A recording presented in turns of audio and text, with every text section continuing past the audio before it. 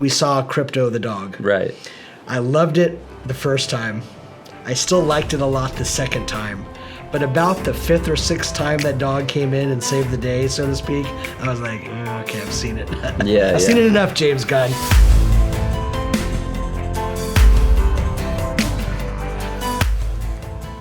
We have talked about masculinity. We've talked about this film maybe almost is a hallmark of what's to come in movie making. We're just coming out of an era where, for the past 10 years, every film seemingly woke, feminist agenda, everything, toxic masculinity, men are bad. If there's any character who's doing well and is the leader, it's a woman, almost across the board. We can talk about, the Star Wars newer films. Let's not talk about those. Rey and what happened there. Certainly what's gone on in Marvel. People call it the she-verse. Right. These types of things. This film, Superman by James Gunn, did not do that. No, absolutely not. I think when it comes down to how women are treated in film, it comes down to writing. Because the problem is not the female characters, it's how they're written and the way that they lack explanation as to why they are the way that they are. Because we've had great stories with female leads, and they are done in a way that's not imposing and forceful, where it seems that the character exists to make a statement against femininity and also to put down masculinity. 100%. So that's the problem. But we've had, Sarah Connor in the Terminator series. We've had characters that we love, like in Tomb Raider. Princess Leia. Princess Leia, who was the kind to take the blaster out of the boy's hands and shoot and say, "It's some rescue." And Jyn Erso is one of the greatest characters to come out of the sequel era of Star Wars. Yeah. Very different from Rey, because she had motivation. She had a very strong determination through a very troubled upbringing. Sure. And she had to overcome obstacles. She had to overcome a lot of obstacles, but we met her parents and realized what drives her. And it was her love for her father. Yeah, and the virtue of her family. And even her mother's self-sacrifice and giving her the will to survive. Right. So can I do a contrast to that? Of course. Right. So what did we get in Rey? In Rey, you have your typical, unfortunately, your Mary Sue. She didn't have parents, kind of, notoriously, right? And that didn't really matter because she was perfect at everything she did. Right. She had never flown the Millennium Falcon, and she was flying it like she was an ace. Right. First time she picks up a lightsaber, practically, she's beating Kylo Ren. Right. These types of things, it was unearned. Like you said, there's nothing wrong with female characters. There's nothing wrong with female leads. It's fantastic when it's done well. Yes. What's going on now? What do we see different in this James Gunn directed Superman? Well, Lois Lane wasn't imposing. She was a very strong-willed woman. She was hard as nails, intelligent journalist, but she was vulnerable. And I think that's what happens with many of these characters. They are purposefully invulnerable, and they're seeking to put men down. When you take that out of the narrative and just create a strong woman who has clear motivation and vulnerability, they become believable, because we love women. We love a woman who's vulnerable, who is strong, who doesn't resist her femininity, but sees her femininity as a strength. Because that's something that's core to the Christian ethos, is that to respect strong women. We see Paul, he refers to Titus's mother and grandmother Timothy's grandmother and his mother as essential part of his spiritual development. Right. We see the Theotokos, right, who is a crucial part of the incarnation of Christ. Right. And Sarah was included in Abraham's promise of the son. So there is a clear respect for women and their femininity and their vulnerability and their crucial role in the world. Exactly. Right. And we see that in this movie with, Hawk Girl comes out in it, and she's very strong, very powerful. But overall, what I love about Superman, and I'm glad we moved away from Star Wars because it hurts my heart, but Superman thankfully does not. Yeah. For some reason, before it came out, about a week before it came out, everyone was talking about how woke it was going to be.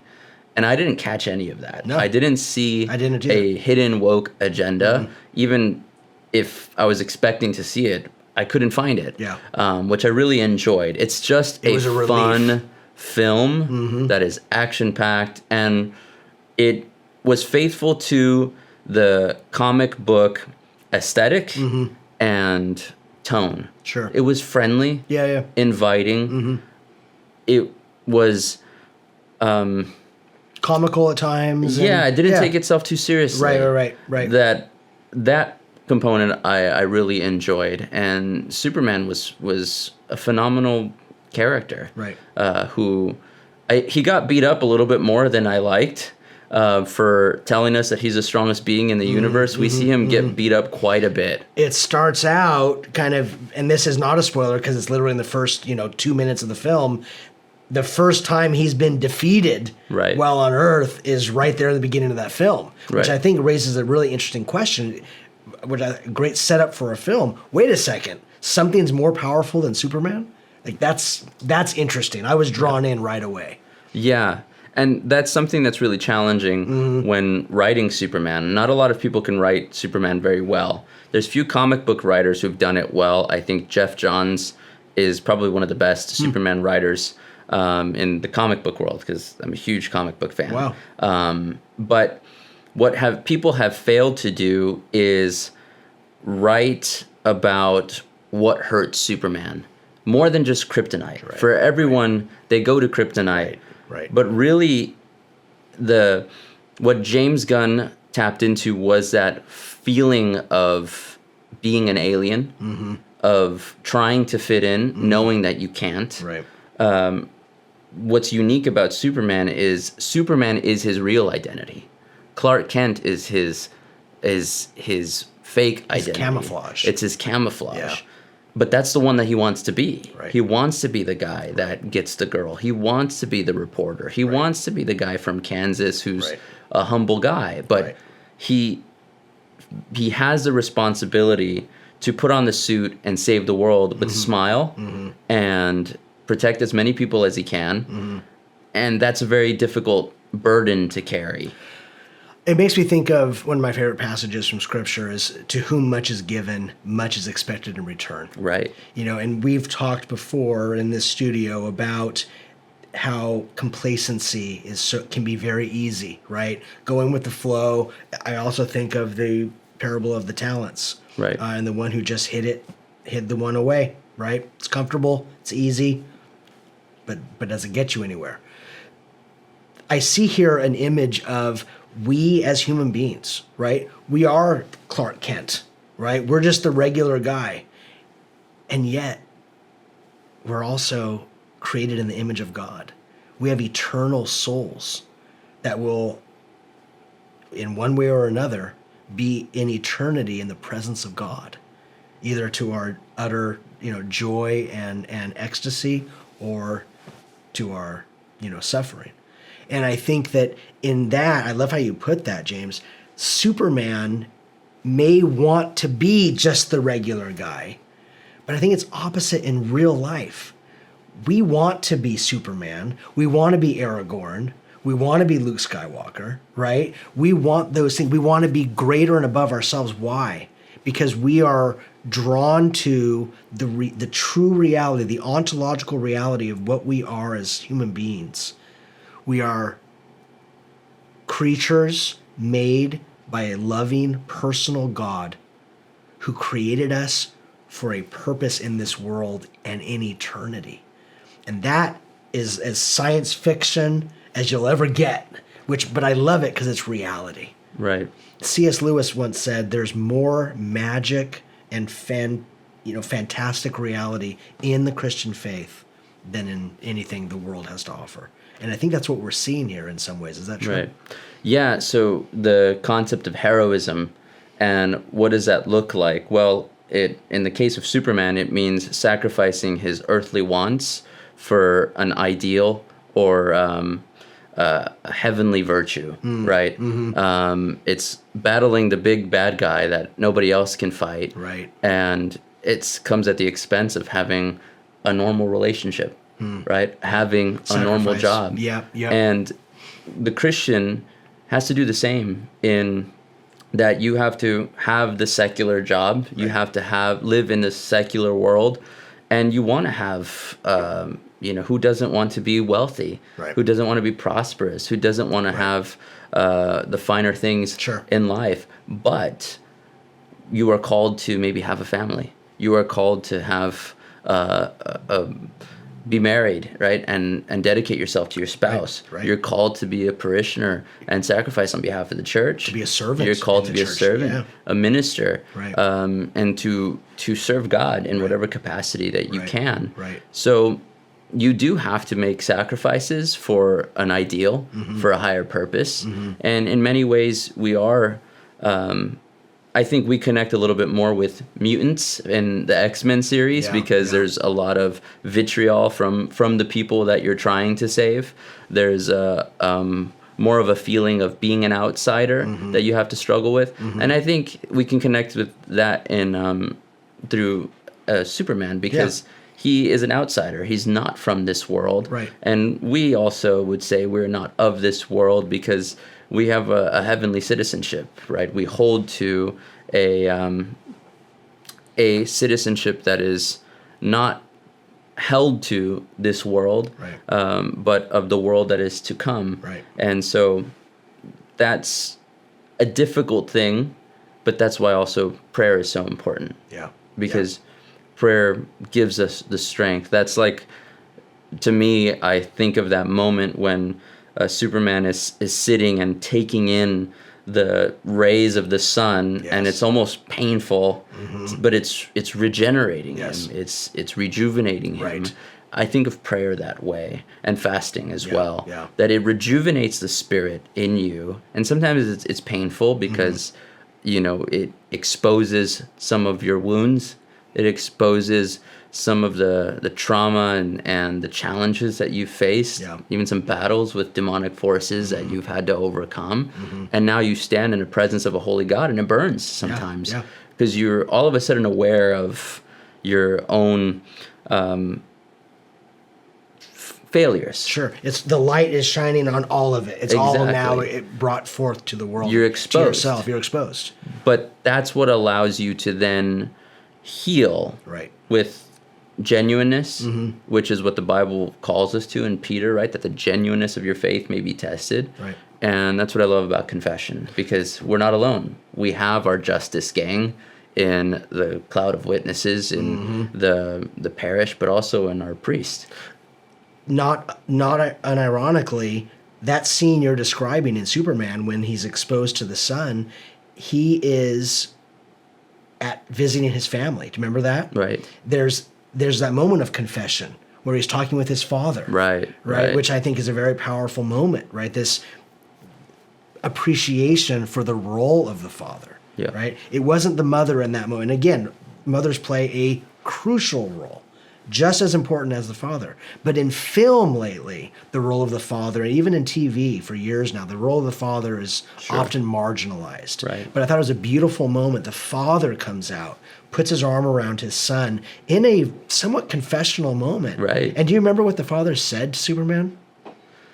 He told him that the parents give them the tools and that they make fools all by themselves. But regardless of what has happened, he couldn't be more proud of who he has become. Right. And he says it's not your past that is important. It's your choices that you make is what makes you who you are. Right. And I thought that was also another example of a very now presentation of reality. Right. Right? It's not about our identities, James. It's not about are these things important? Is ethnicity, our histories, our pasts, is it important? Yes, it is. But more important is, tell me this day, whom will you follow? Right. Right? Are you picking up your cross today?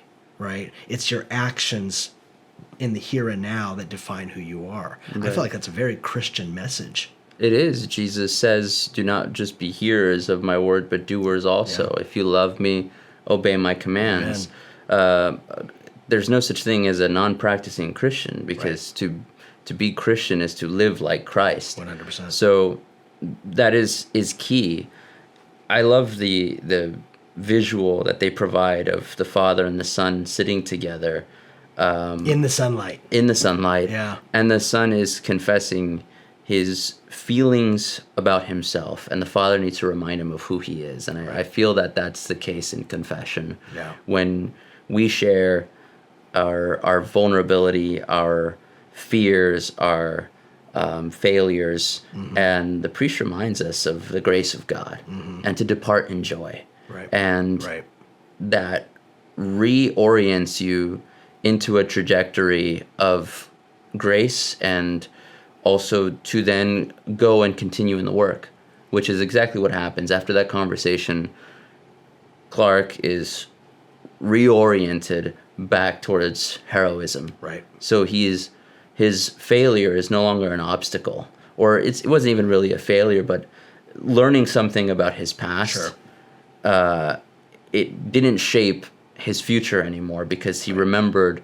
he's not a product of his past. He is the present person, and he has a choice to make good choices. It's not deterministic. It's not, his past doesn't define who he has to become. He has free will. Right. He can make separate choices. He doesn't have to follow what we never really find out. Was the message from the parents altered? Was that what they really said? Right. Which is interesting. I like when they leave things a little bit unanswered sometimes. Right. Evil. Lex Luthor. Yes. I think, very interestingly, I liked a lot of what James Gunn did with the character in this particular film.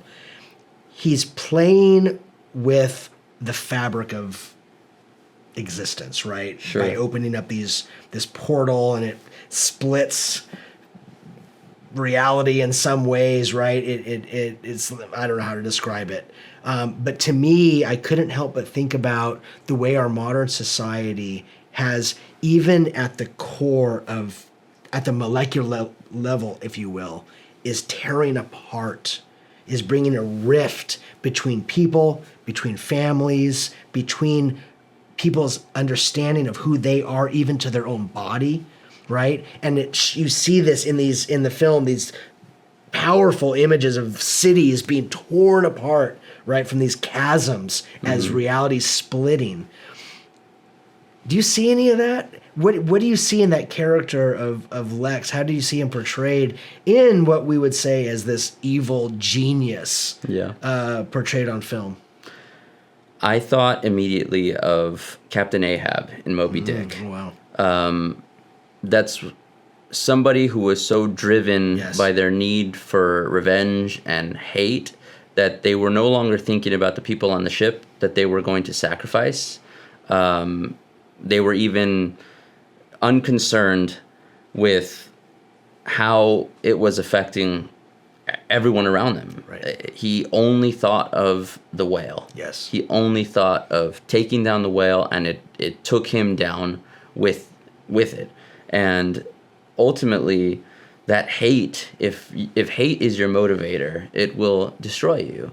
And people around you sometimes. And it was, splitting the fabric of reality. But I found him to be a bit one-dimensional as a character. I think the actor did a great job in conveying very strong emotion and a strong contempt. He did a phenomenal job. But I tend to like being used to Smallville. I don't know if you watched Smallville, but Michael Rosenbaum was a phenomenal Lex Luthor who was very complex of a character. Sure. Much more nuanced. Yes. Yeah. And this Lex was very easy to hate. And I hope that they redeemed that at some point in him, because the Lex in the comic books, he has almost a noble heart in his hate for Superman, and I prefer that because I think that it's a very Western idea that the bad guy is just cut from a fabric of evil. Right. They're the scars of stories, right? He was born evil. Yep. He is just, every intent of his is evil. But when you approach Lex Luthor from he is a human being who has the same fears and the same anxieties and the same ability for good. There's a redeemable quality in him. I didn't feel there was much redeemable about this Lex. Right. I know that there are ways to write the character where he is more concerned with humanity's dependence on itself, so that it's not reliant upon the protection of an alien who could potentially be a threat. If they would have leaned into that a little bit more, I think it would be a great way to hold the mirror to how humanity justifies their sometimes evil actions for a good purpose. Yeah. With the ends justifying the means is a very human thing. 100%. That we think, I can do this thing that will be evil, that will be bad, but it's not so bad because of what it will accomplish. Right. Like telling a lie to save a life. You don't really get to make that call. While I can accept that you have a noble goal to save a life, but using that motivation to justify evil, it's a very human thing, but it doesn't make the thing that you're doing not evil. 100%. We shouldn't get into it, and we won't, but I think about dropping the bombs on Hiroshima and Nagasaki. Great example. Yeah, I just watched Oppenheimer as well. Oh, wow. Okay, so and talk about ripping the fabric of reality, right? Opening Pandora's box. There you go. Should we have done it? Right. But let's not get into that. Yeah. We're talking about Superman. Right. So I find I'm glad to hear you say, you mentioned that you were a little bit dissatisfied with how they wrote Lex Luthor. Some of the criticism that I've seen in regards to this film, and I think I felt it even a little bit myself, the three other characters, you mentioned Hawk Girl, right. And Green Lantern, right. And Mr. Terrific. Thank you, Mr. Terrific, who I thought was awesome, by the way. Great role. He was the true hero of the movie. He really was in many ways. Let's take Hawk Girl. She didn't really, to me, have any character development. No. I kind of felt like all she did in the film was come in, yell, and fight, and that's it. Comic relief. A little bit. Gunn does. Yeah, exactly, right. A little bit, maybe too much so in certain parts. We saw Crypto the dog. Right. I loved it the first time. I still liked it a lot the second time. But about the fifth or sixth time that dog came in and saved the day, so to speak, I was like, okay, I've seen it. I've seen it enough, James Gunn. What are your thoughts? What are some of your areas of the film where you think maybe it could have used a different treatment if you could have chosen that? I think James Gunn is irreverent, and sometimes that works. It worked very well for the Guardians of the Galaxy movies and Suicide Squad. Sure. And those are the movies that he is very comfortable with. Those group movies, team movies that have a lot of characters. Yeah. And you can see that the film does a great job of keeping it light, comedic, fun, and entertaining. Like you said, not taking itself too seriously. Yes. Yeah. However, the quality suffers a bit.